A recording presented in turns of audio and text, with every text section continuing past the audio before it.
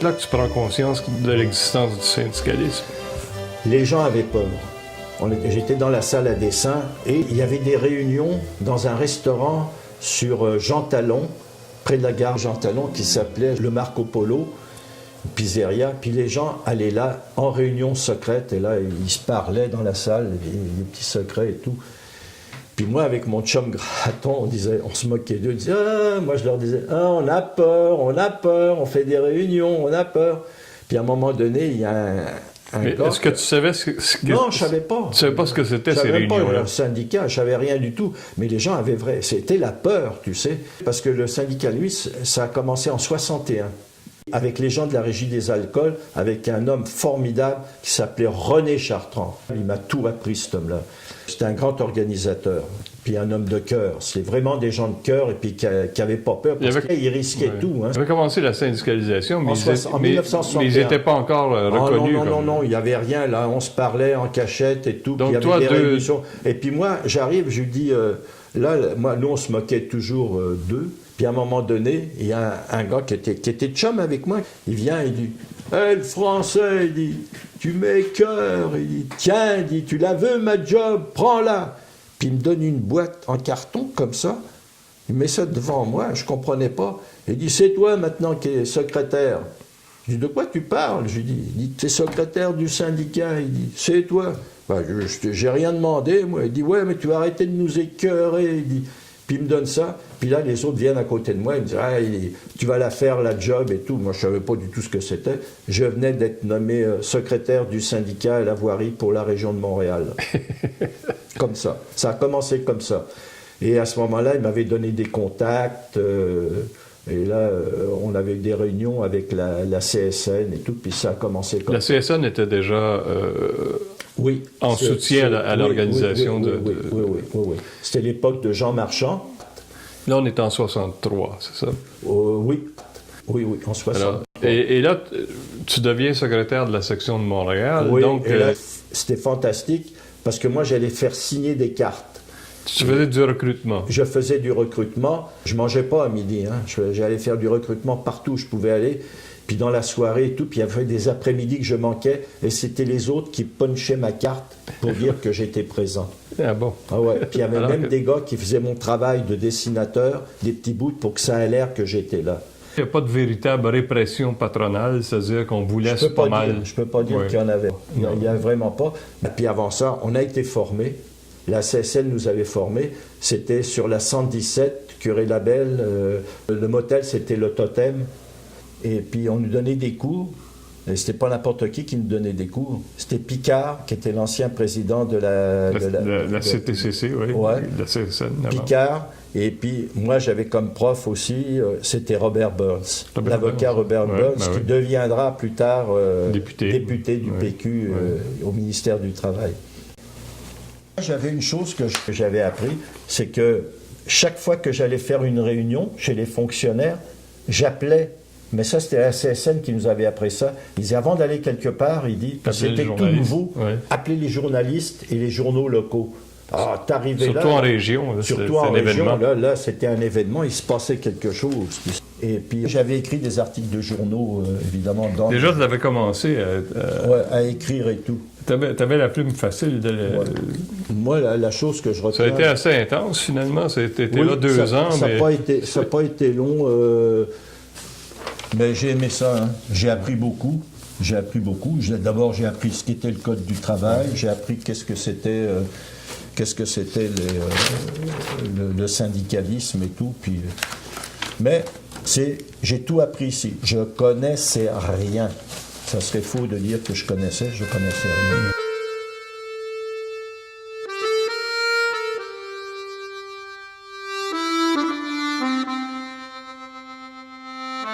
À la voirie, tout le monde me disait « Va à Hydro, tu vas voir, on va tripler ton salaire et tout ». En 62, j'avais fait application à Hydro-Québec. Et le gars qui me parle au personnel, il me parle qu'en anglais. En 62? Oui, il me parle en anglais.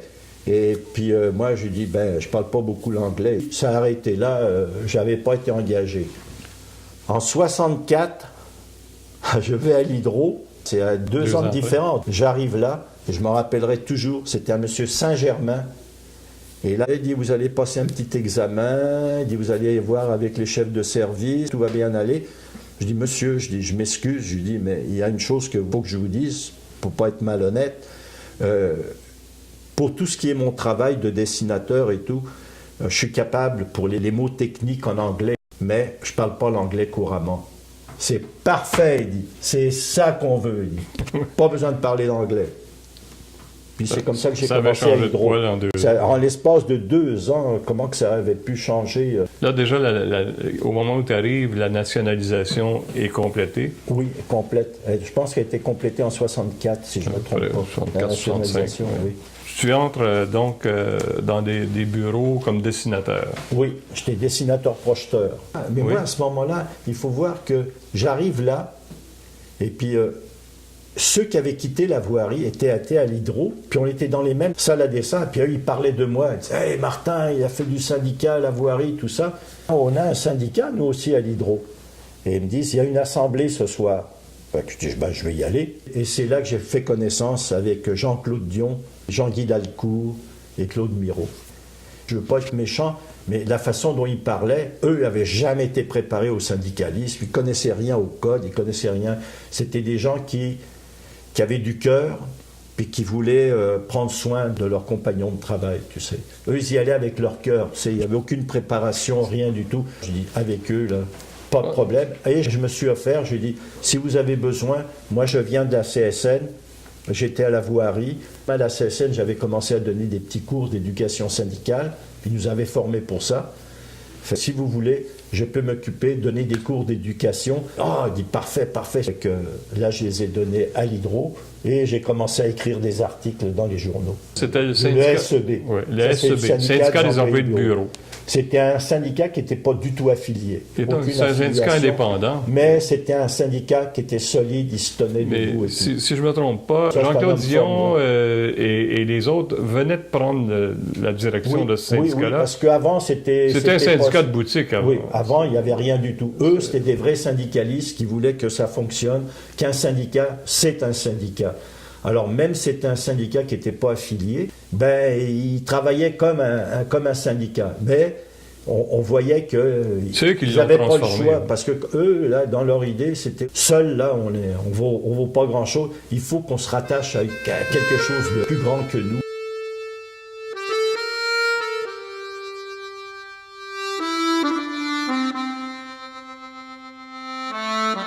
Il y avait les ingénieurs qui, pour se faire reconnaître à Hydro, avaient fait 35 jours de grève. Leur président, c'était Jean-Guy Rodrigue, un homme formidable, qui deviendra plus tard député et ministre du PQ. Et les gens oublient, mais c'était des drames. Moi, il me racontait qu'une femme qui marie un ingénieur et qui sort en grève comme un ouvrier, tu sais, c'était terrible, ils ne reconnaissaient pas leur mari. Et il y a eu pas mal de divorces. En 65, les employés de bureau, ils sortent en grève. Et eux aussi, ils sortent. Mais après eux, c'est la première grève des cols blancs, tu sais, à Hydro-Québec. On a été là devant la ligne de piquetage, au 75 d'Orchester. C'était fantastique, personne ne voulait traverser la ligne de piquetage. Les cadres ne traversaient pas, restaient de l'autre côté de la rue. Le directeur du personnel, Chartier, s'est assis dans les escaliers du siège social. Il a jasé avec nous et il n'est pas rentré. Mais avant lui, il y en a un qui n'est pas rentré. C'est un monsieur avec une cigarette puis des journaux sous le bras. C'était René Lévesque.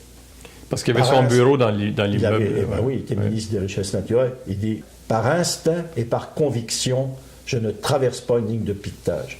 Puis il nous a parlé avec nous en bas, puis il est reparti. Il est parti, il n'a jamais traversé. Les syndicats des ingénieurs, les syndicats des techniciens, les syndicats SCFP ne traversent pas la ligne de piquetage. Le lendemain, Hydro prenait une injonction. Ah bon? Ah ouais, on a tout de suite eu une injonction. On n'avait pas le droit de faire du piquetage à 1000 des bâtisses de l'Hydro. 1000 des bâtisses, donc pas de piquetage. Et là, Jean-Claude Dion, là, il a une idée lumineuse. Il dit, ils veulent pas de piquetage, on est en grève. On se réunit dans la salle de théâtre Saint-Stanislas sur Laurier. Tout le monde était là. Et c'est à ce moment-là que moi j'ai l'idée, j'ai dit que j'avais connu parce que j'avais travaillé à la CSN, J'ai dit, bon sang, la salle est là, tout est là, je vais projeter des films. Et là, les gens restaient dans la salle, puis on projetait des films sur le syndicalisme. Le plus beau, c'était celui sur l'organisation. Qu'est-ce que c'est le syndicalisme? Et puis c'était René Lévesque, tu le vois, puis il parle comment que c'est l'équilibre entre le patronat, puis les travailleurs, et puis il expliquait ça. Et puis là, tout le monde disait, oh, ils n'avaient jamais vu ça. Les femmes qui étaient là, ça, il faut que je le souligne, parce qu'oublie pas, les secrétaires, les gens qui travaillaient à l'hydro, beaucoup, c'était des femmes. Ben, c'était les femmes qui étaient en avant. Et on faisait des défilés dans la rue. Partout, sur Papineau, partout, des gros défilés, avec les voitures, et puis ça chantait, et puis évidemment, la négociation avait pris. Ils avaient demandé l'assistance du SCFP. La CSN avait refusé de les aider, et ils sont tournés vers le SCFP. Et là, c'était André Thibaudot, tu avais Fernand Daou, et tu avais Robert Dean qui avait fait énormément d'impression. Moi, j'ai beaucoup d'admiration pour cet homme. Oui, puis là, c'est eux qui ont aidé à finaliser la première convention collective. Moi, je venais de la CSN et je comprenais pas. J'avais déjà un poste, moi, dans le syndicat. Je m'occupais de l'éducation, de la formation. Et puis, à un moment donné, on avait une rencontre dans un restaurant qui s'appelait La Catalogne, dans le Vieux-Montréal. Et puis, ça n'avait pas marché. Et c'était Robert Sauvé, qui était secrétaire à la CSN. Et en sortant, il me dit, oh, c'est pas plus grave que ça. Parce que je dis, voyons donc, la CSN, vous êtes organisé, tout. Oh, c'est pas plus grave que ça. Il dit, Ce qui est arrivé, c'est que l'Hydro-Québec voulait que toutes les conventions se terminent le 31 décembre 1966. Tout le monde était dans un syndicat. À travers le Québec, tous les nationalisés, c'était syndicat de métier, syndicat de bureau, et techniciens, mais eux avaient été syndiqués avant nous au SCFP, 957. Donc, il y avait un vote pour 2 syndicats, métier, bureau. C'était la CSN et le SCFP qui étaient les deux opposés. Ce qu'il faut voir, c'était les compagnies nationalisées. Il y en a qui n'avaient pas de syndicats, il y en a qui avaient des syndicats CSN, il y en a qui avaient des syndicats internationaux, il y en a qui étaient au SCFP, à la FTQ, et puis il y en a qui n'avaient pas de syndicat du tout. Le 30 septembre est arrivé, 1966, 30 septembre, c'est la syndicat, c'est la victoire du SCFP puis de la FTQ. Et là, les gens de la CSN, ils m'appelaient pour essayer de voir, de contester, puis tout ça. Je dis, non. Les gens ont décidé, ne cœurerait pas avec ça, c'était fini et non. J'ai recommencé à travailler au syndicat comme si rien n'est fait. Moi, je dis, ils ont décidé. Et là, je me suis présenté aux élections, puis j'ai été réélu directeur à l'exécutif. Et tous les officiers qui étaient ont été reconduits.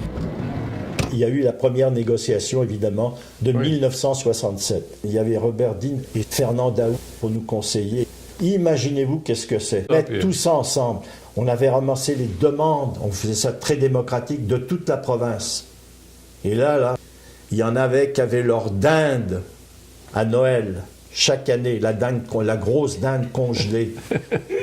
Ils allaient perdre leur dinde congelée. Il y en a qui avaient juste une petite assurance, c'était $500 si tu mourais. Je me rappelle, ça m'avait impressionné. Il y avait des gens qui avaient l'habit de leur compagnie. Il y avait des releveurs de compteurs qui avaient leur flashlight, leur lampe pour aller faire des relevés de compteurs. Les inspecteurs, des releveurs avaient les repas du midi. Et puis ça, c'était...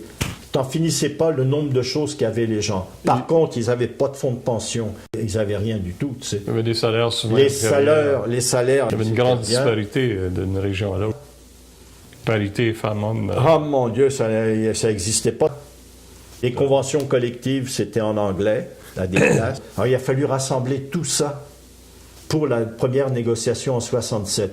Il a fallu retourner dans les régions pour leur dire « c'est quoi que vous voulez hein? » Et je me rappelle à l'époque que c'était le père Johnson qui avait dit « c'est quoi qu'ils veulent ?» il dit. Est-ce qu'ils veulent, il dit, une bonne convention collective ou la boîte à lunch?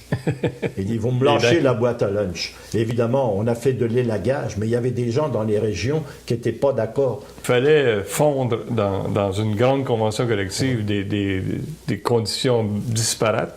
Il y a eu des femmes qui avaient jusqu'à 55% d'augmentation et les gens dans les régions ne croyaient pas qu'avaient obtenu ça. La grève s'est déclenchée sur quoi?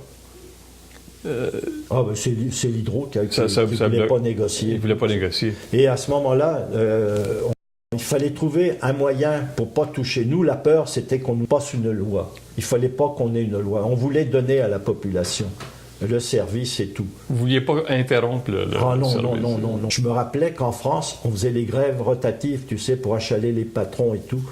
Puis là, moi, je dis, pourquoi qu'on ne fait pas une grève région par région ou bâtisse par bâtisse, une bâtisse un jour, une bâtisse à l'autre et tout ça, tu sais. Tu achales les services, tu achales juste les bureaux et tout. Pour désorganiser Désorganiser Hydro-Québec. Puis là, tout le monde est parti à rire dans la salle. Et on dit, non, ça ne marchera jamais, impossible. Puis en fin de compte, peut-être une semaine après, 15 jours après, Claude Mérino, il vient, puis il annonce qu'on va faire une grève, région par région, les 3 unités. Une grève tournante. Grève tournante, et puis là, ça partit la grève tournante. C'est que ton idée du départ a été acceptée.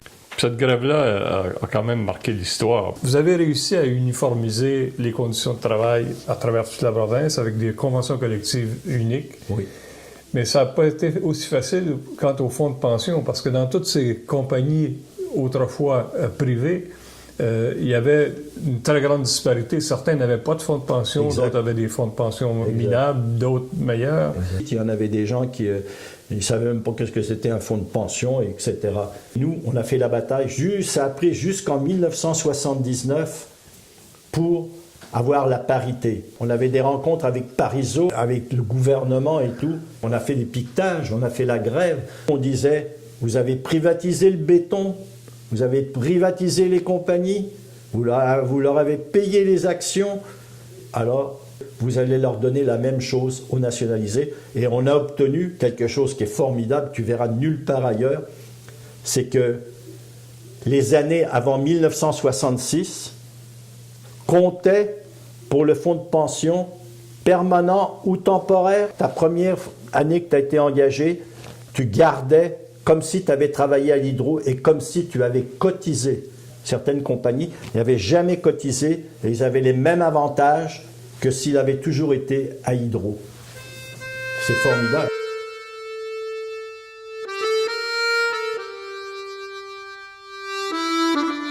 Tout de suite après la grève de 67, l'Hydro-Québec, sur le plan syndical, le syndicat est vraiment... Oui, il n'y a pas de retour en arrière. Il n'y a pas de retour en arrière. Les gens, ils savent qu'ils sont organisés. Il y a eu quelques-uns qui essayaient de revenir, mais définitivement, les gens, et avec le SFP, la FTQ, la façon dont les congrès se sont faits, et puis qu'on a fait des statuts, et puis que les gens ont vu qu'ils étaient confortables là-dedans au point de vue démocratie, puis au point de vue négociation et tout, ils savaient qu'ils étaient bien entourés. Ça a été fini à partir de ce moment-là. Il n'y a jamais eu de problème. Le syndicat était fort partout. À partir de là, le syndicat se construit aussi. Oui, il se construit avec les différents congrès. On demandait aux gens ce qu'ils voulaient, comment qu'ils voulaient, quelle région ils voudraient avoir, comment que ça se faisait les élections et tout.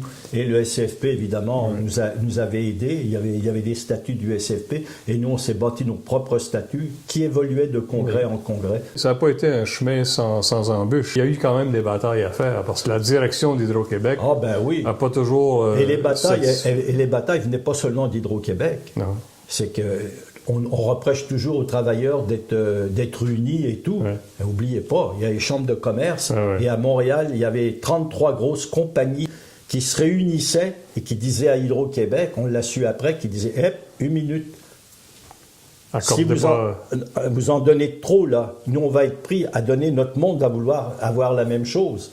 Alors, l'Hydro-Québec était pris à nous modérer pour pas que les autres compagnies du Québec, tu sais, essayent de donner ça. Puis on servait d'exemple pour d'autres syndicats aussi. Dès le début des années 70, vous avez eu à affronter la direction pendant toute la campagne pour l'indexation des salaires avec la loi... 73, 74, 75, c'était on a commencé les moyens de pression, et là, les moyens de pression étaient tellement forts sur l'Hydro, ça n'a pas duré longtemps. L'Hydro s'est assise et on a eu les indexations. Je pense qu'on avait eu 5-5-5. Oui, ça c'était à une époque où c'était même interdit par la loi. Il a fallu... Oui, c'était une grève illégale. Oui, c'est ça. Avec la nationalisation, on s'est aperçu, en ayant une convention collective qui touchait tout le monde, avec des grosses augmentations pour les endroits où il n'y avait pas de syndicats et où les gens étaient mal payés et tout. Et aussi, pas l'oublier, qu'on commençait à faire tout en français à Hydro, même dans les compagnies nationalisées. Alors les gens se sentaient appartenir à quelque chose. Et en même temps, l'hydro, qui était très puissante, les barrages maniques qui s'en venaient et tout, là. Et écoute, les Russes venaient voir comment on faisait ça. Quand la Chine a fait les 3 gorges, elle a voulu que Hydro-Québec soit présente. C'était une grande réputation. Quand on a fait des rencontres, par exemple, avec des syndicats de l'électricité de France, l'EDF, qui venaient ici, on leur expliquait comment que c'était. Ils étaient emballés. Mais c'est cette puissance de l'hydro qui était un peu le moteur et le syndicat était fier à ce moment-là d'être dans Hydro-Québec.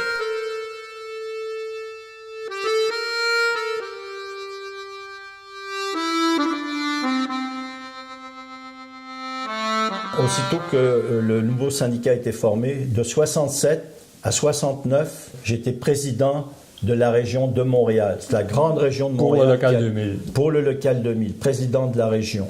En 73, Claude Miro, qui était un homme formidable, il est décédé à l'âge de 33 ans.